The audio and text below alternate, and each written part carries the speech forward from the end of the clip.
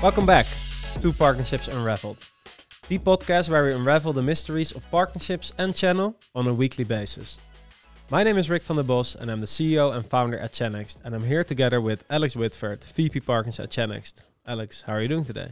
I'm really excited. I am less than a week away from flying to my honeymoon. So yeah, I'm in a great mood. Awesome. Where's the honeymoon going? So me and my wife, we're off to the US. We're going on a food and music tour through sort of Texas, and we're off to Nashville because my wife loves country music. I'm looking forward to it. Yeah, I've got that holiday vibe coming. Awesome. And what's your opinion on country music? You know my opinion on country music, Rick. That's a leading question. I hate country music, but I think that's proof that I'm a good husband because we're off to there because my wife absolutely loves it. 100%. What a commitment. Yeah. If you see me taking photos and I've got noise cancelling headphones on, you know why. Please post them on LinkedIn. Yeah, will do. Awesome. Well, I think ready for our next episode already in the series we're currently doing on building a channel from scratch. Doesn't matter if you're building it for the first time within your company or entering a new geography or vertical. There are certain fundamentals that you need to have right when you are building your channel.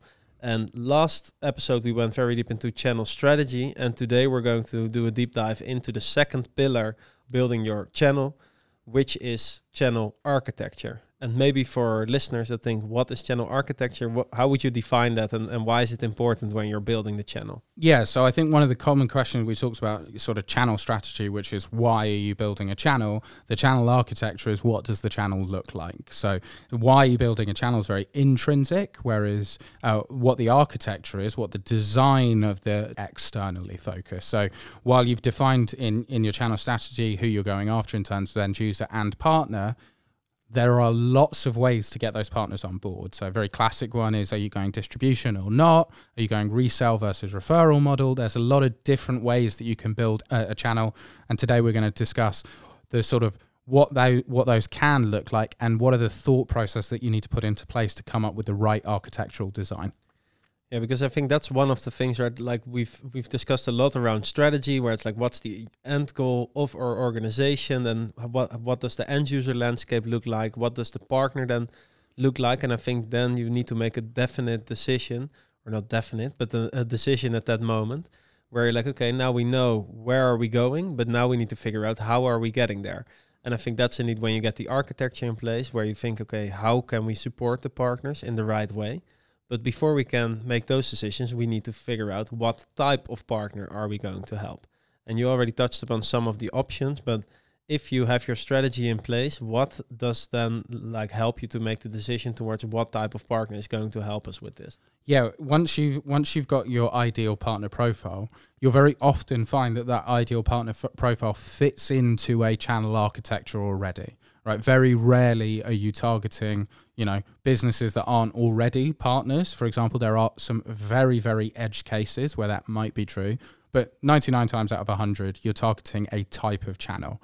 And so then what you want to do is analyze the type of channel that those partners currently belong to, and if that channel will also fit and provide value to the type of business that you want to do.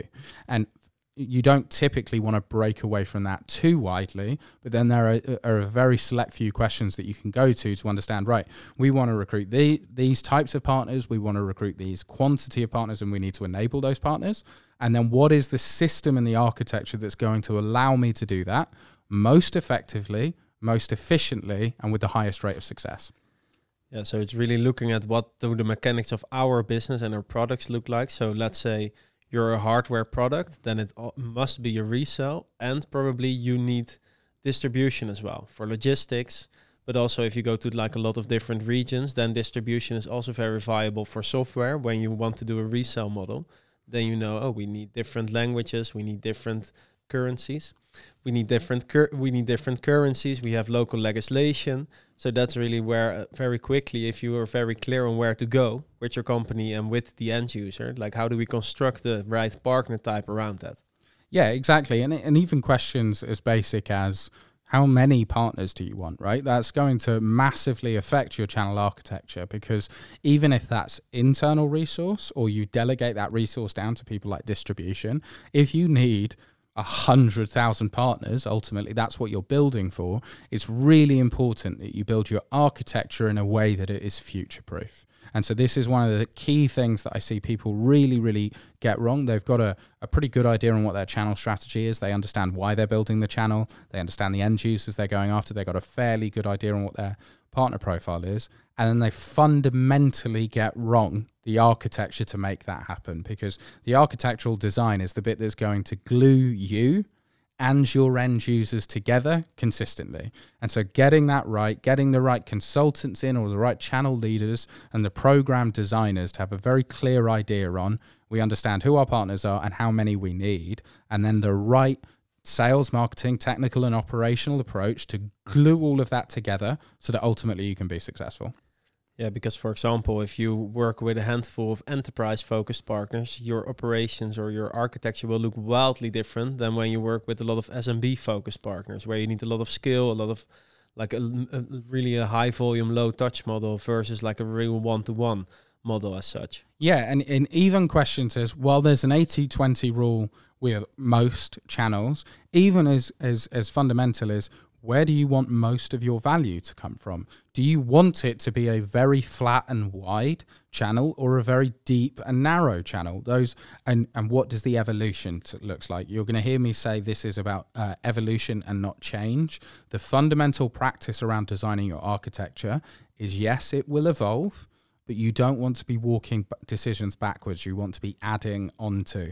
And this will allow you to continually accelerate your channel strategy, is that yes, in year 2, you may make a tweak, you may make an improvement, you may make an evolution, but it's not pivoting from, oh, we've hired distribution and now we're not going with distribution. That's not good architectural designs. You want to get the fundamental decisions right that are going to set you out for a good 5 years. And then, yes, you can innovate and you can dial in and you can optimize over time. But if you get those core building blocks wrong, referral versus resale, distribution versus not, how many partners do we need? How many internal resources? If you get those things fundamentally wrong, it's so much work to clean everything up. So spend a bit of time, really map it out in terms of what you want to see in year 1, year 2, year 3, and ensure that that's the right vehicle to get your partners and end users on board.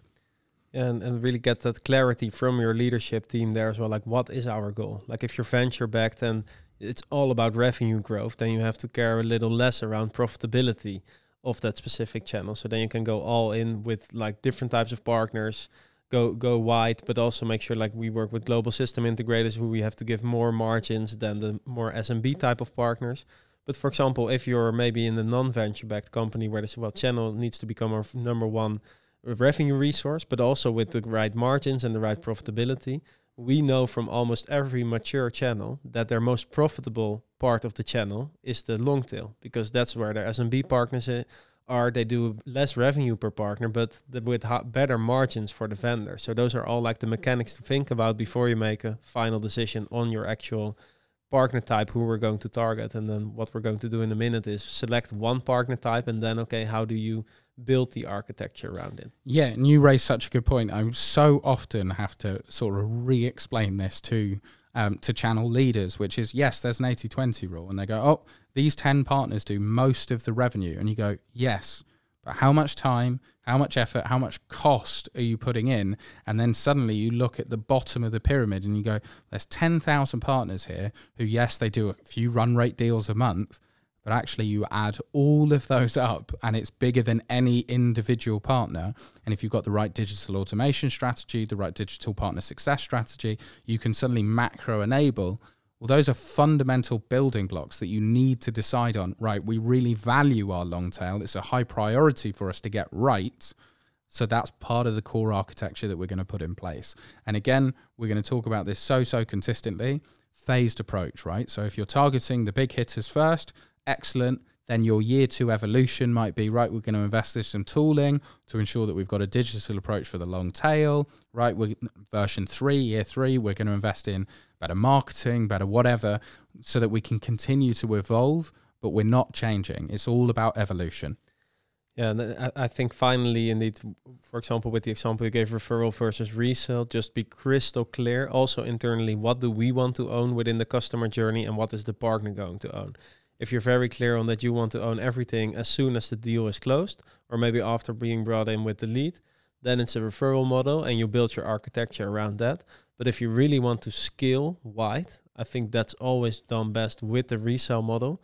But then you also need to build the full architecture around that. How are you going to do that in multiple regions, multiple verticals, multiple languages, and really build the channel as such? Yeah, and if you're a CRO out there or a leader in a business and you're sitting down with a channel leader and they're talking you through the channel design, there's a really key and easy way to test them on the architecture.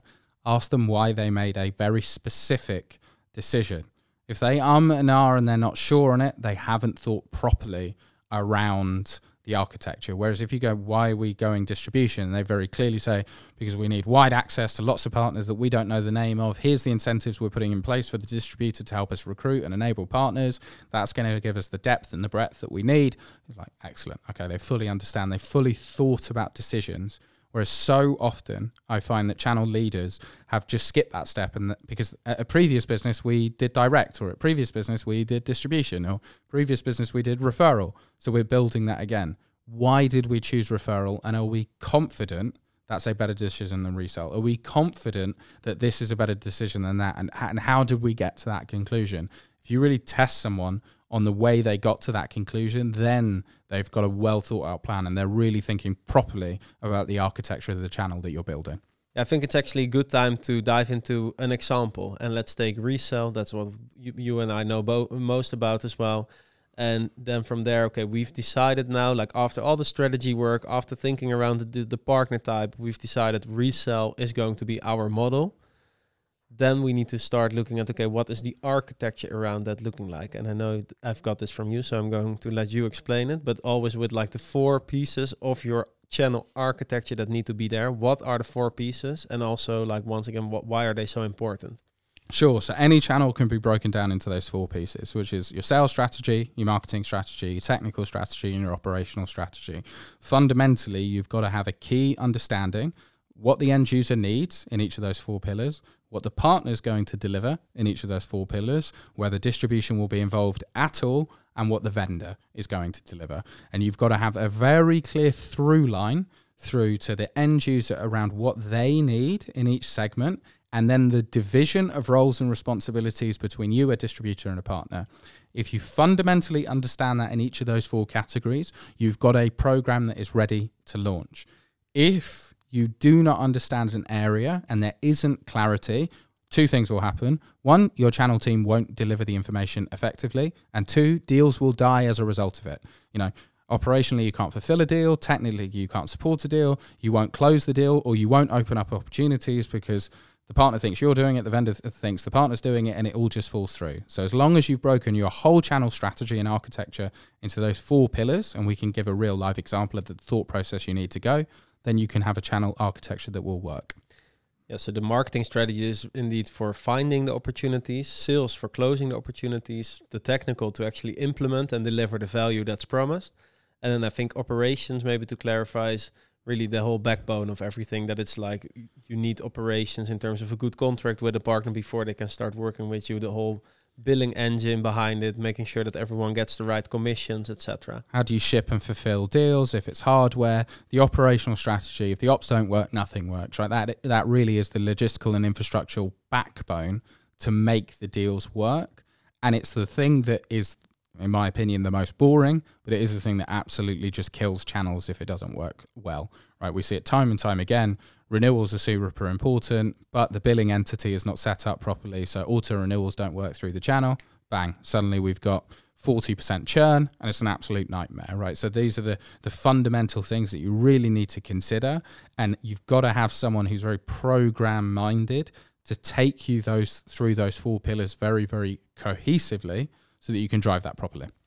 And if you look at those 4 pillars, like which one would you advise to start with? So I'd always start with the sales methodology, because then the marketing and the technical methodology are the bits that support the sales infrastructure, because depending on what your sales plan looks like, marketing and tech are going to play a massive or a minor role, depending on what you're trying to achieve. And then the operations is the table. Without the table, everything falls down. You've got to make sure it works, but always start with your sales strategy because it's the most complicated to get right, and then view marketing in the technical way as the way to support the sales happening. Yeah, so let's say we've decided now we're a resale model. We're going to recruit and onboard resellers. Then the first thing you're really going to focus on, and we did that actually a little bit already in the channel strategy, is okay, how are we going to sell with those partners? How are we going to support them? What's the value proposition into those customers?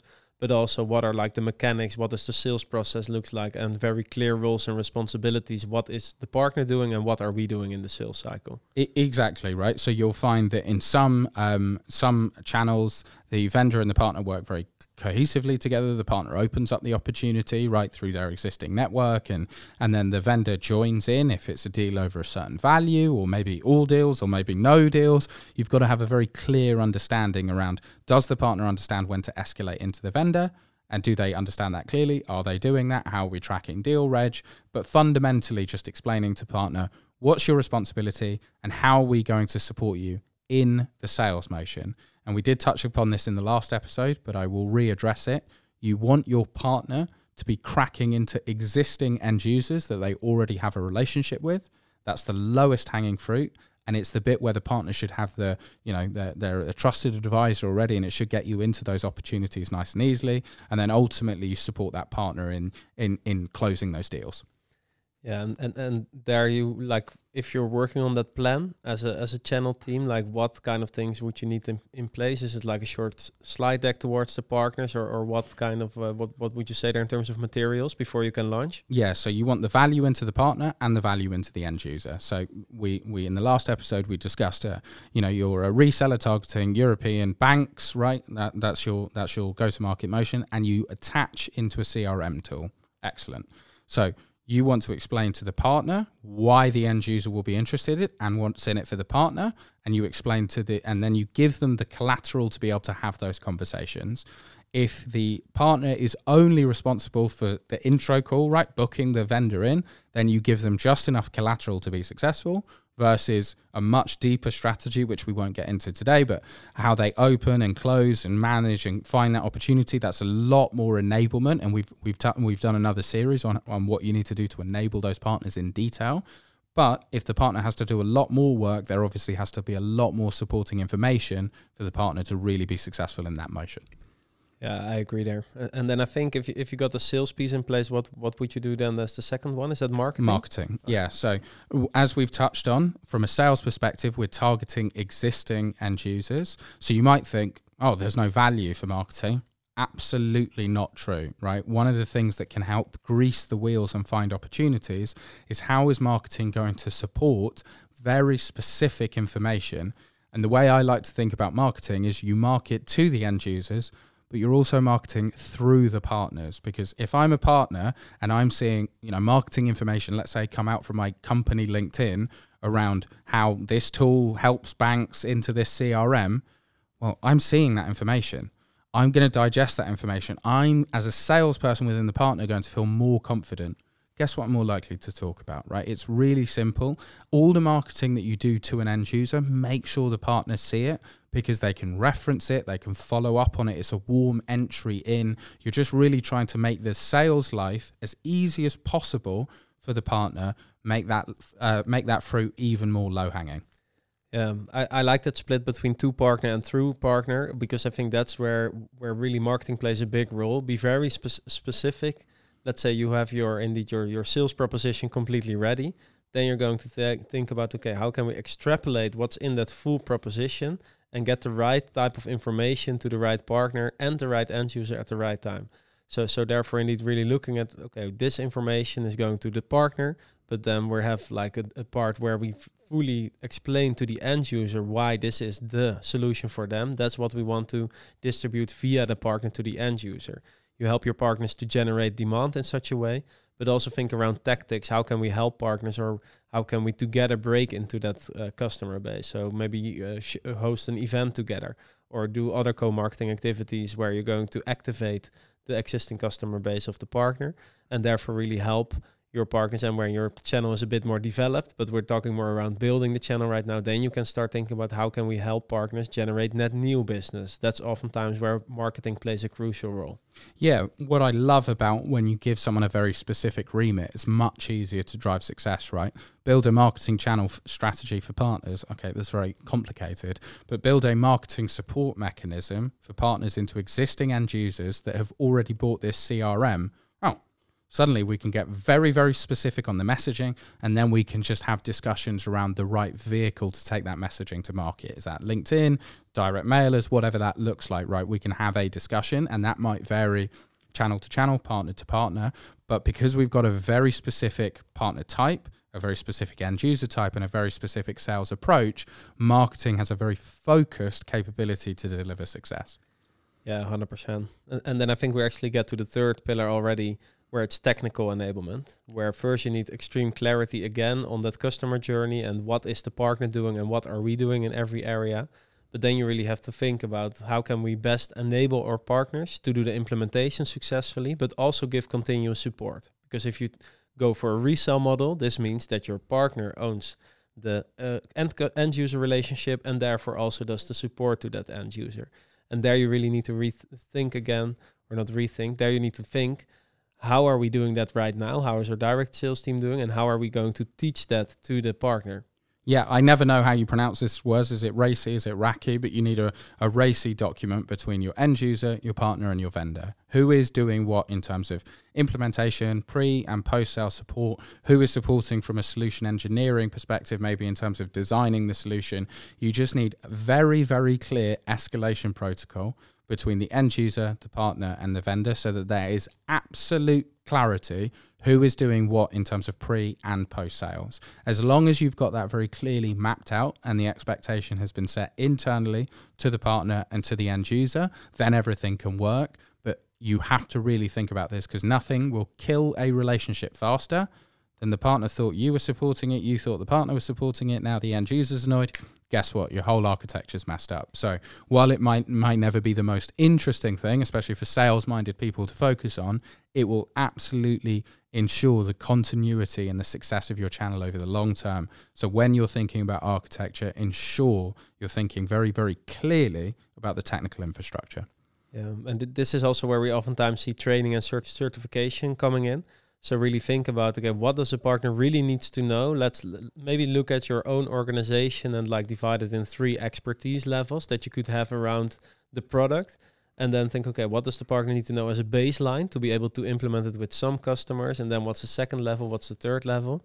And you don't have to have it like completely finished when you launch the program, because of course that's something you learn along the way. But having some point of view there, that really helps you to get the partners drive the right behavior, because you want them to do their trainings. And usually it's how we humans work. We love to get gratification like when we do something. So if you like give a certification and things like that, that's just what works in terms of that the partner has something to prove that they are actually certified in implementing your product as well.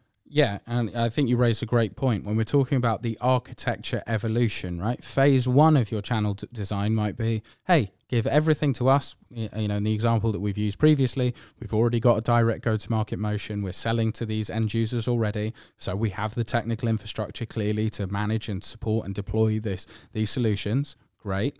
But over time, version 2 of your channel, version 3 of your channel, the whole value of channel is that you can scale far wider. You also want to scale your technical resources, but have a very clear vision as to what you're scaling today versus what you're going to scale in a year, 2 years, 5 years, right? And so your technical infrastructure very early on, I would always recommend, don't let the technical infrastructure be the reason that it's very difficult to scale your channel. Keep as much in-house as possible. But then over time, find the partners who want to add their services margin and do whatever else, right? Because there's a lot of inherent value there for the partner, but scale that over time, right? Technical can be the reason that the channel fails to progress. And so hold that internally until there's enough value built within the channel where partners are clamoring to take on the technical burden.